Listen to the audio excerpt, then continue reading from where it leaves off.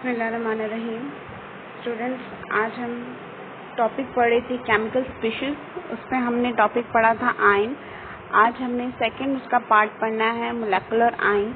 Chemical species ऐसी species को कहते हैं जो केमिकल रिएक्शन में टेक पार्ट करती हैं, जो पार्टिसिपेट करती हैं। जैसे हमने आयन पढ़ा था। उसके बाद नेक्स्ट मोलेकुलर आयन है। जैसे हमने आयन के बारे में पढ़ा था कि जब कोई एटम, न्यूट्रल एटम अपना इलेक्ट्रॉन लूज और गेन करता है अपने आप को स्टेबल करने के लिए, तो उसके रिजल्ट में आयन की फॉर्मेशन होती है।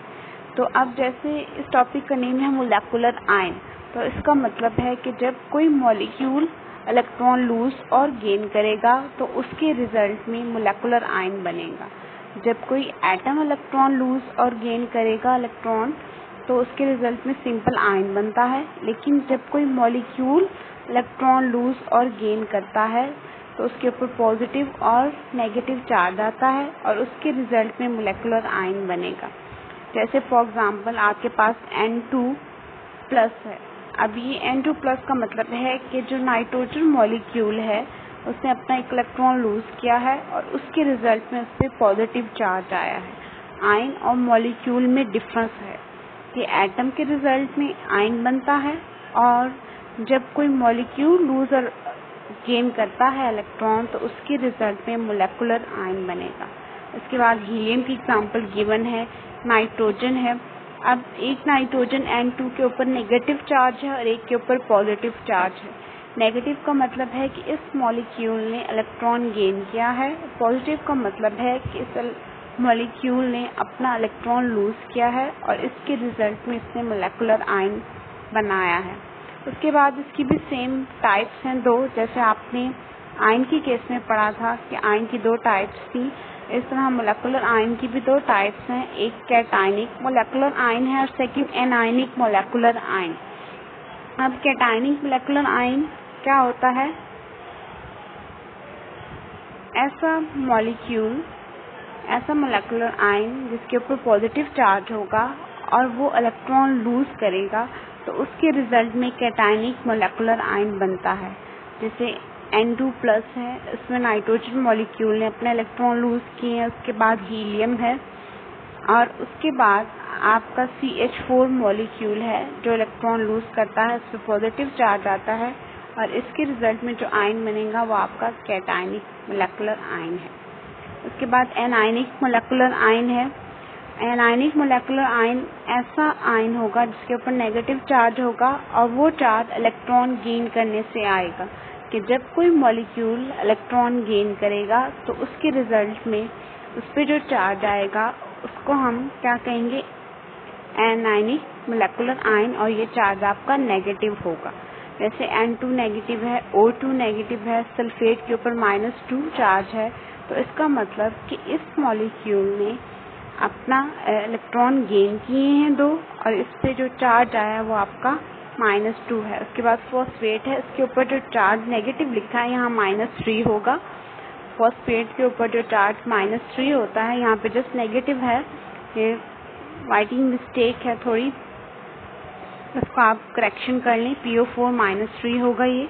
और इस पे जो चार्ज आया फॉस्फेट आयन पे, बेसिकली इसमें इस मॉलिक्यूल ने 3 इलेक्ट्रॉन्स गेन किए हैं।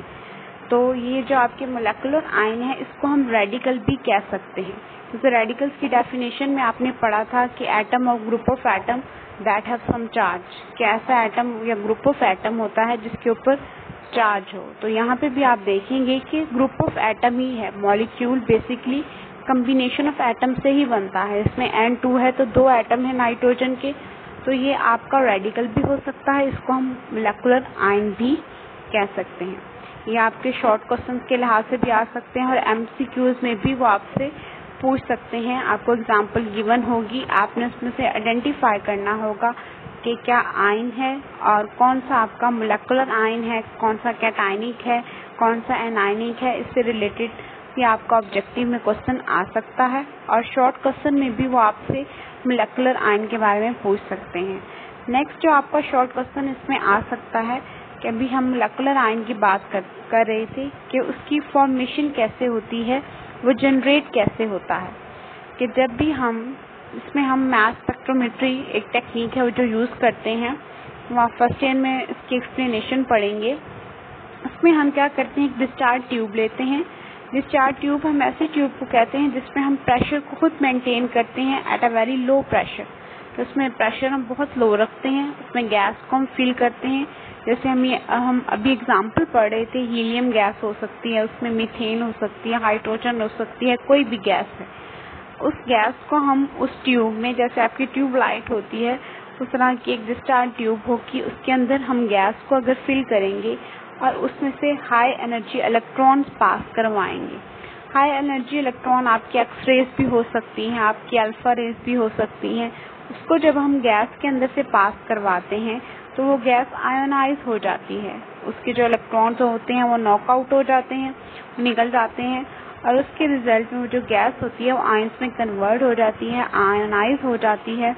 तो उसके रिजल्ट में हमें मोलेकुलर आयंस मिलते हैं। उसके बाद आपकी बुक में एक लाइन लिखी हुई है कि जो कैटायनिक मोलेकुलर आयंस होते हैं वो मोर अबंडेंट होते हैं देन एनायनिक मोलेकुलर आयंस।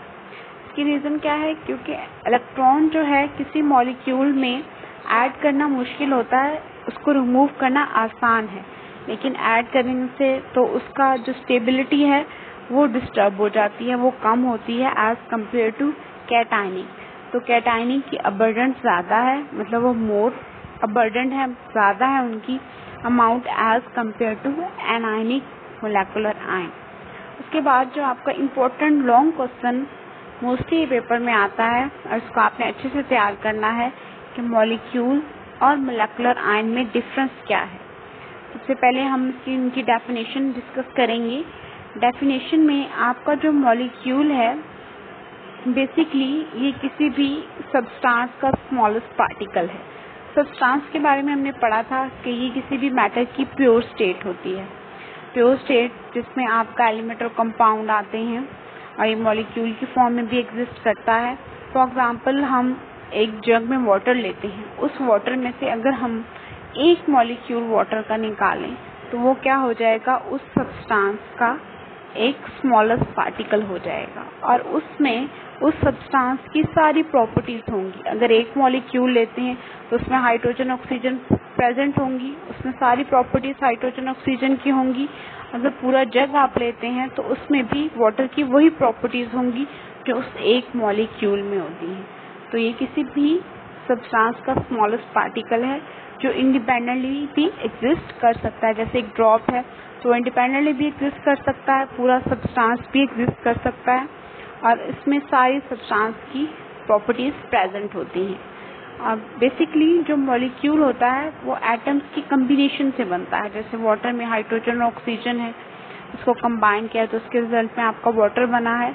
लेकिन जो आपका मोलेकुलर आयन है वो हमेशा इलेक्ट्रॉन लॉस और गेन करने से बनता है, कि जब भी कोई मॉलिक्यूल इलेक्ट्रॉन लूज और गेन करता है तो उसके रिजल्ट में मोलेकुलर आयन बनेगा। उसके बाद हम चार्ज की बात करते हैं। जो जैसे हमने एटम की बात की थी कि एटम के ऊपर क्या होता है, कोई चार्ज नहीं होता, वो न्यूट्रल होता है। और जो मॉलिक्यूल है वो भी कम्बिनेशन ऑफ एटम्स है तो वो भी क्या होगा, न्यूट्रल होगा। इसका मतलब मॉलिक्यूल के ऊपर भी कोई चार्ज नहीं होगा। लेकिन हम मोलेकुलर आयन की बात करें तो वो हमेशा आपका या पॉजिटिव होगा या वो नेगेटिव होगा, क्योंकि आपका जो मोलेकुलर आयन है वो बनता ही तब है जब वो इलेक्ट्रॉन लूज और गेन करता है। जब इलेक्ट्रॉन लूज और गेन करता है तो उस पर या पॉजिटिव चार्ज आएगा या उस पर नेगेटिव चार्ज आएगा। उसके बाद फॉर्मेशन है कि जो आपका मॉलिक्यूल है वो सिंपल कम्बिनेशन होता है कि उसमें जो एटम्स होते हैं वो केमिकली कंबाइन करते हैं और उसके रिजल्ट में मॉलिक्यूल बनता है। जैसे वाटर है, अब इसमें H2O, 2 हाइड्रोजन के एटम है और 1 ऑक्सीजन है, ये केमिकली कंबाइन हुए हैं, उसके रिजल्ट में आपका मॉलिक्यूल बना है। उसके बाद आपके पास कार्बन डाइऑक्साइड है, इसमें भी 1 कार्बन 2 ऑक्सीजन के एटम्स हैं, ये कंबाइन हुए हैं तो उसके रिजल्ट में आपका मॉलिक्यूल बना है। लेकिन जो आपका मोलेकुलर आयन है ये हमेशा आयनाइजेशन ऑफ अ मॉलिक्यूल, कि जब मॉलिक्यूल आयन में कन्वर्ट होगा तभी आपके पास क्या होगा, मोलेकुलर आयन बनता है। जैसे अभी हमने N2 की एग्जांपल पढ़ी, N2 एक नाइट्रोजन मॉलिक्यूल है, लेकिन जब ये मॉलिक्यूल इलेक्ट्रॉन लूज करता है तो उसके रिजल्ट में इसके ऊपर पॉजिटिव चार्ज आ जाता है और वो आपका किस में कन्वर्ट हो जाता है, एक आयन में कन्वर्ट हो जाता है, कैटायनिक बन जाता है वो, मतलब उस पर पॉजिटिव चार्ज आता है, तो वो आपका मोलेकुलर आयन है। और लास्ट पे सबसे आपका बात करेंगे हम स्टेबिलिटी की। जो आपका मॉलिक्यूल है वो एक स्टेबल यूनिट है, तो मतलब वो रिएक्ट नहीं करता किसी के साथ इजीली, लेकिन मोलेकुलर आयन है क्योंकि उसके ऊपर चार्ज है, तो वो क्या होगा, अनस्टेबल स्पीशीज होगी। जैसे हमने आयन के बारे में पढ़ा था कि आयन भी पॉजिटिव है तो वो नेगेटिव की तरफ अट्रैक्ट हो जाएगा, नेगेटिव है तो वो पॉजिटिव की तरफ, पॉजिटिव है तो नेगेटिव की तरफ। इस तरह इस स्पीशी के ऊपर भी चार्ज होता है, चार्ज होने की वजह से ये अनस्टेबल होती है और रिएक्टिव स्पीशी होती है। तो आज हमने केमिकल स्पीशीज में मोलेकुलर आयन के बारे में पढ़ा कि मोलेकुलर आयन होता क्या है, कि जब कोई मॉलिक्यूल इलेक्ट्रॉन लूज और गेन करता है तो उसके रिजल्ट में मोलेकुलर आयन बनता है। उसके बाद हमने इसकी टाइप्स डिस्कस की, इसमें कैटायनिक मोलेकुलर आयन था और एनायनिक मोलेकुलर आयन। उसके बाद जनरेशन थी, की फॉर्मेशन थी कि वो कैसे आपका जनरेट होता है। उसके बाद डिफरेंस था मॉलिक्यूल और मोलेकुलर आयन का। इसमें ये जो मॉलिक्यूल और मोलेकुलर आयन का डिफरेंस है, ये आपका लॉन्ग क्वेश्चन के लिहाज से इम्पोर्टेंट क्वेश्चन है। इसके अलावा ये शॉर्ट में भी आपसे वो पूछ सकते हैं, define molecular ion, give example, और कैटायनिक एनायनिक मोलेकुलर आयन के बारे में पूछ सकते हैं आपसे। और इसकी जनरेशन और फॉर्मेशन का शॉर्ट क्वेश्चन भी आ सकता है कि how molecular ion is generated और फॉर्म। तो इस टॉपिक को आपने अच्छे से तैयार करना है। इससे रिलेटेड कोई भी प्रॉब्लम है तो आप ग्रुप में पूछ सकते हैं। Thank you.